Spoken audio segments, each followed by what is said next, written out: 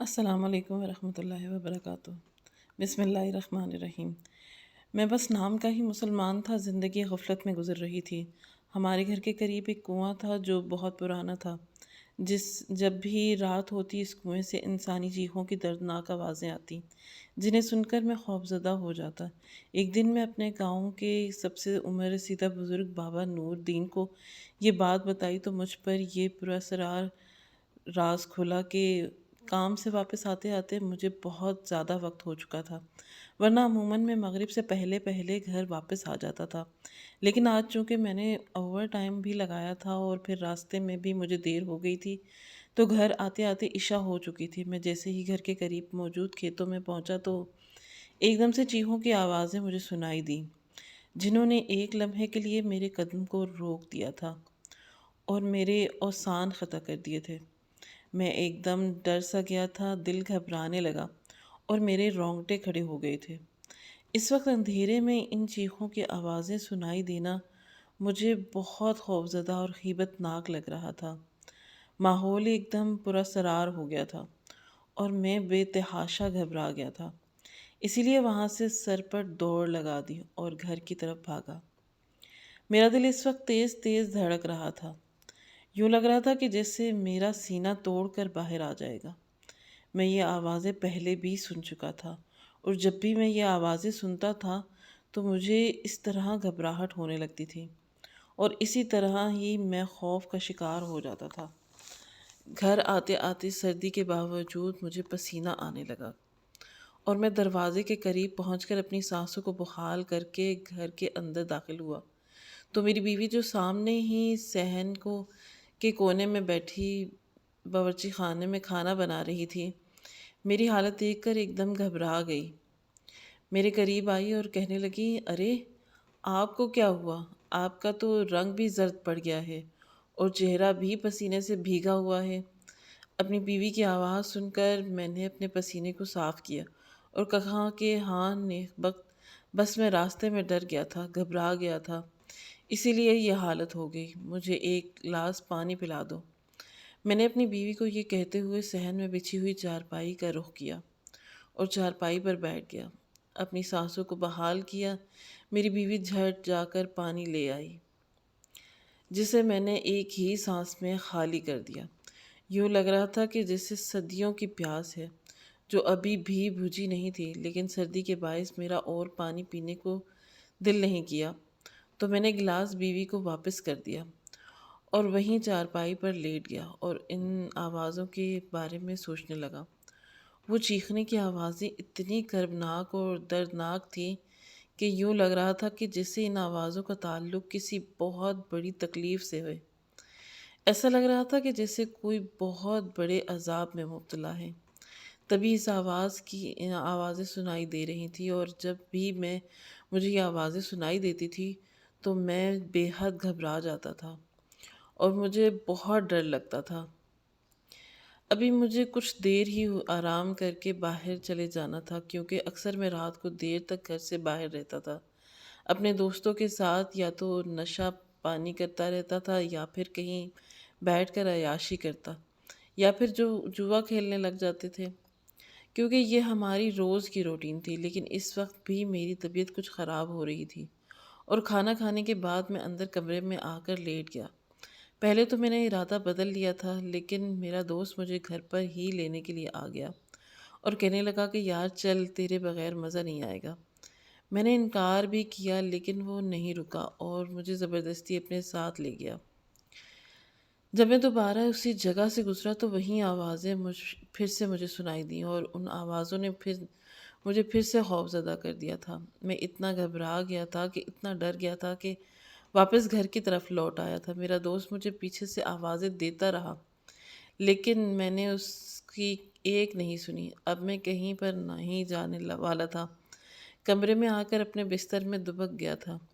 نہ جانے یہ آوازیں مجھے کیوں سنائی دیتی تھیں، نہ جانے یہ کہاں سے آتی ہیں، نہ جانے میں کیوں ڈر جاتا ہوں۔ یہ آوازیں آخر مجھے ہی صرف کیوں سنائی دیتی ہیں؟ بہت سارے سوالات جو میرے ارد گرد چکرا رہے تھے اور ان کا جواب میرے پاس نہیں تھا۔ میرا نام عرفان ہے اور میرا تعلق گاؤں کے ایک پسماندہ سے گھرانے سے تھا۔ ہم محنت مزدوری کر کے کمانے والے لوگ ہیں۔ گھر میں میری بیوی اور 2 بچے اور میری ایک بوڑھی ماں بھی ہے جن کی کفالت میرے ذمے ہے۔ میں محنت مزدوری کرتا ہوں اور جو کماتا ہوں وہ گھر لا کر اپنی بیوی کے ہاتھ پر رکھ دیتا تھا۔ اس میں سے کچھ پیسے اپنی عیاشی کے لیے بچا لیتا ہوں، کیونکہ میں نے رات کو ضرور اپنے دوستوں کے ساتھ جا کر جوا کھیلنا ہوتا تھا۔ یہ بری عادت مجھے چھوٹی عمر میں ہی لگ گئی تھی، جب گاؤں کے 4 دوست ایک جگہ پر بیٹھ کر اکٹھے ہوتے اور ہم مل کر شرطیں لگا لگا کر کھیلتے، کبھی لوڈو، کبھی تاش کی بازی، اور آہستہ آہستہ وہ چھوٹی چھوٹی شرطیں جوئے میں تبدیل ہو گئیں اور ہمیں پتہ ہی نہیں چلا۔ اب تو ہمیں بہت عادت ہو گئی تھی اور اس کے بغیر جیسے ہماری راتیں بھی نہیں گزرتی تھیں۔ اس کے ساتھ ساتھ تھوڑا بہت نشہ بھی ہم کر لیتے تھے۔ اس طرح دن بھر کی جو تھکاوٹ تھی وہ اتر جاتی تھی۔ اس طرح ہم بھی سکون میں رہتے تھے اور گھر جا کر آرام سے سو جاتے تھے۔ اپنی زندگی میں مگن ہو کر کبھی میں نے نماز، روزے اور دیگر عبادت کی طرف دھیان ہی نہیں دیا تھا۔ حالانکہ میں پیدائشی مسلمان تھا، لیکن صرف نام ہی کا تھا۔ میں نے کبھی نماز نہیں پڑھی تھی، جمعہ نہیں پڑھا تھا اور نہ ہی کبھی مسجد گیا تھا۔ اگر اذان کی آواز سنتا بھی تو اسے نظر انداز کر دیتا تھا۔ کبھی خیال ہی نہیں آیا تھا کہ حالانکہ اماں بچپن میں ہی بہت تاکید کرتی تھی اور مجھے قرآن پاک پڑھنے کے لیے بھی مسجد بھی بھیجا کرتی تھی۔ وہاں پر قاری صاحب کے ڈر سے نماز تو پڑھ لیتا تھا، لیکن قرآن پاک میں پھر بھی نہیں پڑھ پاتا تھا۔ بمشکل ہی میں نے نورانی قاعدہ ختم کیا تھا اور اس کے بعد میں مدرسے سے ایسا دور بھاگا کہ آج تک دوبارہ کبھی وہاں پر قدم نہیں رکھا۔ میں نے قرآن پاک بھی پورا نہیں پڑھا تھا، لیکن مجھے اس بات کا کوئی افسوس بھی نہیں تھا۔ شاید اللہ نے میرے دل پر مہر لگا دی تھی، شاید اللہ نے مجھے ڈھیل دے دی تھی۔ اسی وجہ سے نہ میں نماز پڑھتا تھا، نہ قرآن، اور نہ ہی کوئی اور عبادت کرتا تھا۔ اور مجھے اس بات کا افسوس بھی نہیں تھا۔ کام سے گھر آنا اور گھر آ کر کچھ دیر آرام کر کے دوستوں کے ساتھ نکل جانا اور پھر کئی کئی گھنٹے ان کے ساتھ بیٹھ کر جوا کھیلنا اور نشہ وغیرہ کرنا، یہ میری روز کی روٹین بن چکی تھی۔ مجھے نہیں پتہ ہوتا تھا کہ میرے بچے کس حال میں ہیں، میری بیوی کیا کرتی ہے، میری ماں بیمار ہے یا صحت مند ہے۔ میں نے کبھی ان کی بھی خیر خبر نہیں لی تھی۔ میری بیوی جتنی بات بتا دیتی میں سن لیتا، اور اس سے زیادہ میں نے کبھی اس سے بھی لگاوٹ کا اظہار نہیں کیا کہ میرے دن یوں ہی گزرتے رہے۔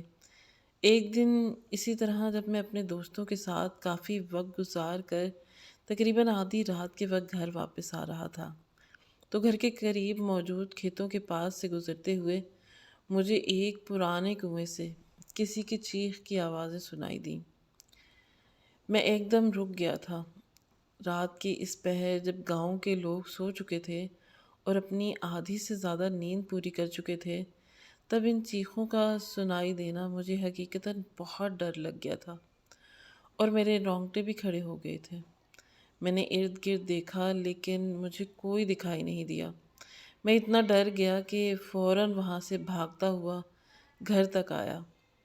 گھر آ کر میں نے اس بات کا کسی سے ذکر نہیں کیا، لیکن میں چونکہ ڈر گیا تھا اس لیے کافی دیر تک ان چیخوں کی آوازیں میرے کانوں میں گونجتی رہیں اور یوں لگ رہا تھا کہ جیسے وہ ڈائریکٹ میرے دل پر اثر کر رہی ہوں۔ اس کے بعد میں اس بات کو بھول چکا تھا۔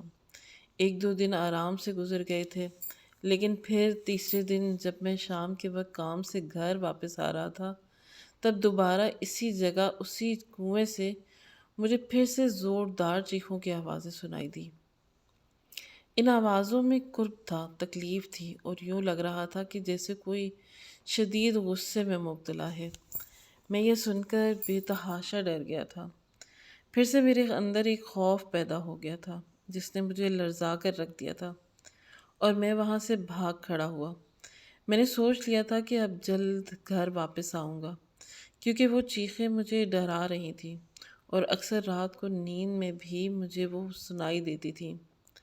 میں ڈر جاتا تھا، میرا دماغ پر ان چیخوں کا اثر ہو رہا تھا اور وہ چیخیں مجھے مسلسل خوف میں مبتلا کر رہی تھیں۔ اب تو میرے ساتھ روز ہی ایسا ہونے لگا تھا۔ میں اب بھی اسی کنویں کے پاس سے گزرتا تو انسانی چیخوں کی آوازیں مجھے ڈرنے پر مجبور کر دیتی تھیں۔ میرے رونگٹے کھڑے ہو جاتے اور میں وہاں سے سر پر دوڑ لگا دیتا تھا۔ گھر آنے کے لیے کوئی دوسرا راستہ نہیں تھا، ورنہ شاید میں راستہ ہی بدل لیتا۔ مجھے روز آنا اسی راستے سے آنا پڑتا تھا۔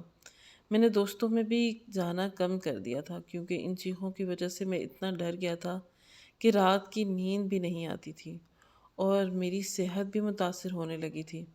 لیکن آخر کب تک میں اس طرح ڈرا سہما رہتا؟ آخر کب تک میرے یہی حالات رہتے؟ مجھے سمجھ نہیں آ رہی تھی کہ میں کس سے پوچھوں، کس سے بات کروں۔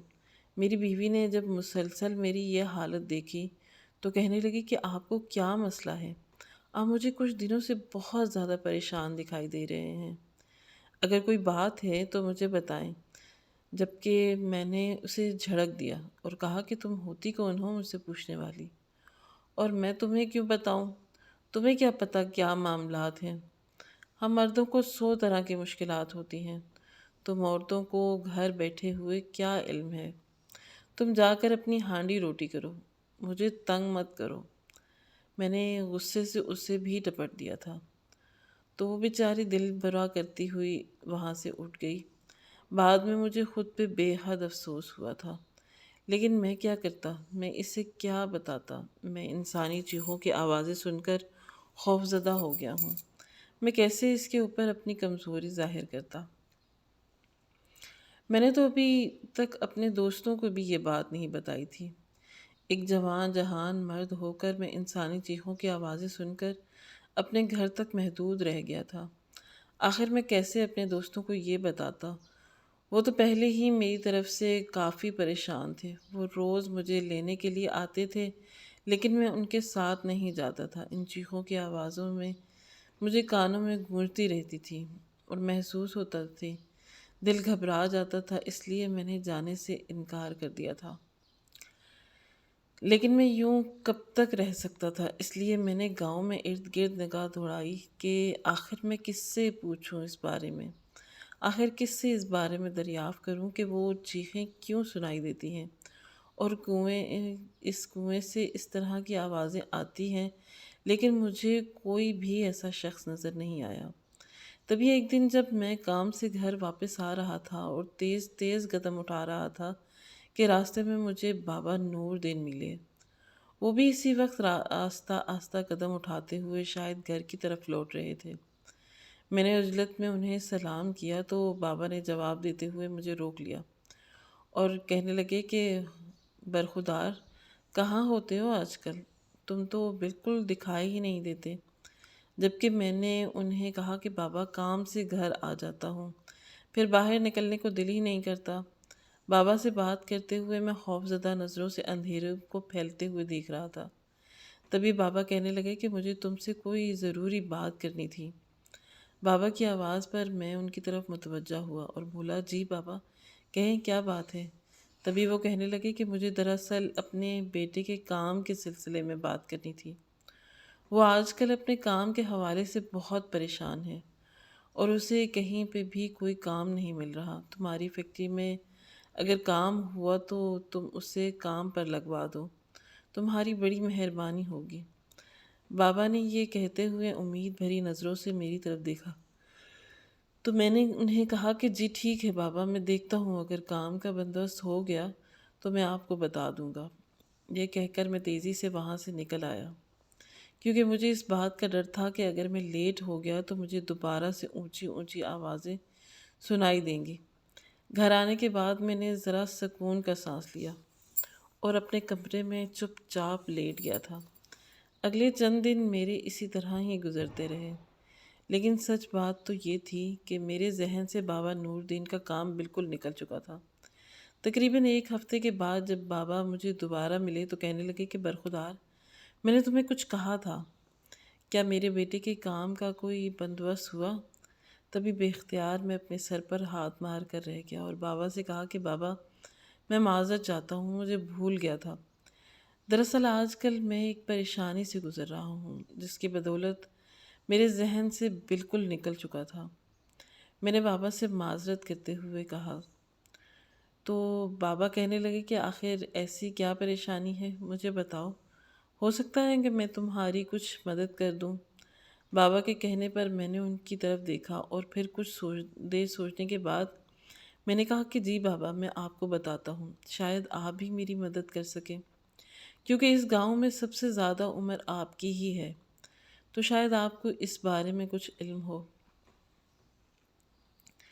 میں نے ایک فیصلہ کرتے ہوئے بابا سے کہا تو بابا حیرت سے میری طرف دیکھ رہے تھے۔ کہنے لگے کہ کہو کیا بات ہے؟ میں تمہارے کسی کام آ سکا تو مجھے خوشی ہوگی۔ بابا نے یہ کہا تو میں انہیں لے کر ایک طرف بیٹھ گیا اور بابا کو کہنے لگا کہ بابا، دراصل میں روزانہ جب بھی گھر کے راستے پر جاتا ہوں تو ہمارے گھر کے پاس جو پرانا کنواں ہے وہاں پر مجھے انسانی چیخوں کی آوازیں سنائی دیتی ہیں، اور آوازیں اتنی شدید ہوتی ہیں کہ اتنی کربناک اور اتنی دردناک ہوتی ہیں کہ میں گھبرا جاتا ہوں، ڈر جاتا ہوں، مجھے سمجھ ہی نہیں آتی کہ میں کیا کروں۔ میں بے انتہا خوفزدہ رہنے لگا ہوں۔ سچ کہوں تو میں اسی وجہ سے پریشان بھی رہتا ہوں اور مجھے کچھ بھی کرنے کو دل نہیں کرتا۔ نہ جانے ایسا کیوں ہے، آخر وہ چیخیں کہاں سے آتی ہیں اور مجھے کیوں سنائی دے رہی ہیں؟ اگر آپ کو اس بارے میں علم ہے تو مجھے بتائیں۔ میں نے بابا کو اپنے پریشانی کے بارے میں بتاتے ہوئے پوچھا تو وہ بے اختیار گہرا سانس بھر کر کہنے لگے، یقیناً تمہیں یہ چیخیں اسی پرانے کنویں سے آتی ہوں گی جو سوکھ چکا ہے، لیکن تمہیں اس کی وجہ نہیں معلوم۔ میں تمہیں بتاتا ہوں، آخر وہ چیخیں تمہیں کیوں سنائی دیتی ہیں؟ بابا نے کچھ سوچتے ہوئے کہا تو میں بے اختیار ان کی طرف متوجہ ہو کر سیدھا ہو بیٹھا۔ جی بابا، مجھے بتائیں، کیونکہ اس بات نے میری نیندیں اڑا کر رکھ دی ہیں، مجھے شدید پریشان کر رکھا ہے۔ آخر کیا وجہ ہے کہ وہ چیخیں مجھے سنائی دیتی ہیں اور میں ڈر رہا ہوں؟ میں نے بابا سے کہا تو وہ کہنے لگے کہ دراصل تم نہیں جانتے بیٹا، ہمارے بڑے بتاتے ہیں کہ آج سے کئی سو سال پہلے اس گاؤں میں کافروں کے ساتھ گھمسان کی لڑائی ہوئی تھی۔ اس لڑائی میں بہت سارے کافر مارے گئے تھے اور مسلمانوں کو فتح نصیب ہوئی تھی۔ جیسے جیسے وہ کافر مارے جاتے تھے وہ مسلمان انہیں اس اندھے کنویں میں پھینکتے جاتے تھے، اور پھر جب مسلمانوں کو فتح نصیب ہوئی تو اس علاقے میں آ کر مسلمان آباد ہو گئے، لیکن اس کنویں میں کافر اسی طرح موجود رہے اور اب کبھی کبھار وہاں سے چیخوں کی آوازیں سنائی دیتی ہیں۔ کہا یہ جاتا ہے کہ وہ آوازیں کافروں کو ہی آتی ہیں۔ جب انہیں دردناک عذاب ملتا ہے تو وہ عذاب کی وجہ سے چیختے چلاتے ہیں اور ان چیخوں کی آوازیں تمہیں سنائی دیتی ہیں۔ بابا نے جب مجھ سے یہ کہا تو میں حیران رہ گیا اور بابا سے پوچھنے لگا کہ بابا، آخر وہ آوازیں مجھے کیوں سنائی دیتی ہیں؟ اور گاؤں میں اور بھی تو لوگ ہیں، کسی کو وہ آوازیں نہیں سنائی دیتی، پھر آخر میرا ان آوازوں سے کیا تعلق ہے؟ میں نے انہیں الجھے ہوئے انداز میں بابا سے دریافت کیا تو بابا ایک گہرا سانس بھر کر کہنے لگے کہ دیکھو برخودار، میں تو اتنا جانتا ہوں کہ تم نام کے مسلمان ہو، برا مت منانا، لیکن نہ میں نے تمہیں کبھی نماز ادا کرتے دیکھا ہے اور نہ ہی اللہ کے حقوق کی پاسداری کرتے ہوئے دیکھا ہے۔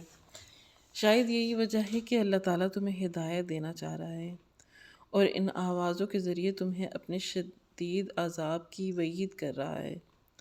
اللہ تمہیں ایک موقع دینا چاہ رہا ہے اور میرا خیال ہے کہ تمہیں اس موقع کو گنوانا نہیں چاہیے۔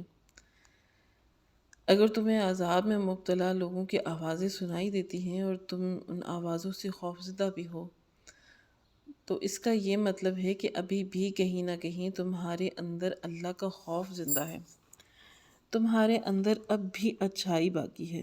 اس لیے میں تو تمہیں یہی کہوں گا کہ بیٹا، اللہ کے اس اشارے کو سمجھو، اور اگر تم بھی ان آوازوں سے پیچھا چھڑانا چاہتے ہو تو اپنے آپ کو راہ راست پر لے آؤ، اپنے اعمال کو درست کر لو اور اللہ کے حقوق ادا کرو، نہ صرف اللہ کے بلکہ بندوں کے حقوق بھی ادا کرو۔ ہو سکتا ہے کہ تم اس معاملے میں بھی کوتاہی کرو، تبھی اللہ تمہیں سخت عذاب کی وعید دے رہا ہے۔ بابا نور دین کے منہ سے یہ سب سن کر میرے تو جیسے پیروں تلے سے زمین نکل گئی تھی۔ میں حیرت سے ہکا بکا بابا نور دین کے چہرے کی طرف دیکھ رہا تھا اور دل میں شدید شرمندگی کا طوفان اٹھ رہا تھا، کیونکہ بابا نور دین نے جو کچھ بھی کہا تھا وہ بالکل سچ تھا۔ میں واقعی نہ تو اللہ کے حقوق کی پاسداری کر رہا تھا اور نہ ہی بندوں کے حقوق کا خیال رکھ رہا تھا۔ اپنے گھر میں صرف کما کر لا دینے کا مطلب یہ نہیں تھا کہ میں اپنے حقوق ادا کر دیے۔ نہ میں نے کبھی بیمار ماں کا حال پوچھا، نہ کبھی اپنی بیوی کی طرف محبت سے دیکھا، نہ کبھی اپنے بچوں کو پیار سے بلایا۔ بہت ساری سوچوں نے ایک دم مجھے اپنے گھیرے میں لے لیا اور میں ہر طرف سے شرمندہ ہو کر نظریں چرا رہا تھا۔ اس وقت میرا دل چاہا کہ زمین پھٹے اور میں اس میں سما جاؤں۔ میں کیسا انسان تھا؟ میں آخر اتنا غافل کیسے ہو سکتا تھا؟ لیکن میری اتنی غفلت کے باوجود میرے رب مجھ سے غافل نہیں تھا۔ اس نے پھر بھی میرا خیال کیا اور مجھے راہ راست پر لانے کے لیے مجھے ایک موقع دیا۔ اس بات نے میرے اندر عجیب سی دہشت اور خوف طاری کر دیا تھا۔ مجھے ایک دم اللہ تعالیٰ کے غضب سے خوف آ گیا کہ اگر میں اسی حالت میں مر جاؤں تو اللہ مجھے کتنا شدید عذاب دے گا۔ یہ بات سوچ کر میں سخت سردی کے باوجود پسینے سے شرابور ہو گیا۔ بابا نور دین نے میری حالت دیکھی تو میرے کندھے پر ہاتھ رکھ کر مجھے تسلی دینے لگا اور کہنے لگا کہ بیٹا تم فکر مت کرو، اللہ سے جب تم توبہ کرو گے، اس سے معافی مانگو گے تو وہ تمہیں ضرور معاف کر دے گا، کیونکہ وہ رب اگر جبار اور قہار ہے تو وہ غفور اور رحیم بھی ہے، اور اس کی یہ صفات زیادہ واضح ہوتی ہے، اس لیے تم اس کی انہیں صفات سے اسے پکارو اور اپنے لیے رحم اور مغفرت طلب کرو۔ مجھے پورا یقین ہے کہ میرا رب تمہارے اوپر ضرور کرم فرمائے گا۔ یہ کہتے ہوئے بابا نور الدین اٹھ کھڑے ہوئے، جبکہ میں بے اختیار آگے بڑھ کر انہیں اپنے گلے لگا بیٹھا اور شدت سے رونے لگا، کیونکہ اس وقت مجھے ایک ایسا سہارا چاہیے تھا جو مجھے جذباتی طور پر تسلی دے سکتا، اور بابا نور الدین سے بڑھ کر اس وقت اور کون ہو سکتا تھا، کیونکہ وہ میری کیفیات کو اچھی طرح سمجھ رہے تھے اور اسے معلوم تھا کہ میں کس طرح کے دوراہے سے گزر رہا ہوں۔ کافی دیر رکنے کے بعد جب میرے دل کا بوجھ ہلکا ہوا تو میرے دل میں ایک نیا عزم اٹھا تھا۔ میں نے اس بات کا تہیہ کر لیا تھا کہ میں آج کے بعد نہ تو اللہ کے حقوق میں کوتاہی کروں گا اور نہ ہی بندوں کے حقوق میں کوتاہی کروں گا۔ اس لیے میں نے گھر جاتے ہی سب سے پہلے اپنے بچوں کو محبت سے پکارا۔ میرے بچے میری پکار کے جواب میں بہت حیرانی کے ساتھ میرے پاس آئے اور میرے پاس آ کر کھڑے ہو کر مجھے دیکھنے لگے۔ ان میں سے کوئی ایک بھی مجھے آگے بڑھ کر نہیں ملا اور میرے اندر ایک دم شرمندگی سے سر اٹھانے لگی تھی۔ میں نے آج تک بچوں کو اپنے اب سے بے تکلف نہیں ہونے دیا تھا، یہی وجہ تھی کہ وہ میرے قریب آ کر سہم کے کھڑے ہو گئے تھے۔ تبھی میں نے اپنے باہوں کو پھیلا دیا اور اپنے بچوں کو ایک دم سے اپنے سینے میں سمو لیا۔ اس وقت میرا دل بے حد پرسکون ہو گیا۔ ایسا لگ رہا تھا کہ جیسے میرے ہر پریشانی، ہر خوف اور ہر ڈر ختم ہو چکا ہو۔ ان بچوں کو سینے سے لگاتے ہی میرا وجود ایک دم ہلکا پھلکا ہو گیا تھا۔ میرے گھر والی بھی دور کھڑی یہ منظر دیکھ رہی تھی اور بے حد حیران تھی۔ اس نے بھی شاید اپنی زندگی میں یہ پہلی بار ہی دیکھا تھا۔ میں نے بے اختیار اسے پکارا اور پوچھا، بانو آج کیا بنا رہی ہو؟ میری محبت بھری پکار نے بانو کو بھی جیسے ایک نئی زندگی دے دی تھی۔ تبھی وہ بتانے لگی کہ آج آپ کی پسند کی سبزی بنا رہی ہوں۔ بانو کی بات سن کر میں مسکرا دیا اور کہا کہ ٹھیک ہے، جلدی بناؤ، بہت بھوک لگ رہی ہے، آج ہم سب مل کر کھانا کھائیں گے۔ اماں کہاں ہیں؟ میں نے بانو سے کہتے ہوئے اماں کے بارے میں پوچھا تو اس نے بتایا کہ وہ کمرے میں ہیں۔ میں اماں کے پاس ایک کمرے میں آ گیا۔ بانو اماں کا بے حد خیال رکھتی تھی۔ اس وقت بھی اماں صاف ستھری حالت میں اپنے بستر میں موجود تھی۔ مجھے یوں سامنے آتے ہوئے دیکھا تو ان کی آنکھوں سے آنسو رواں ہو گئے۔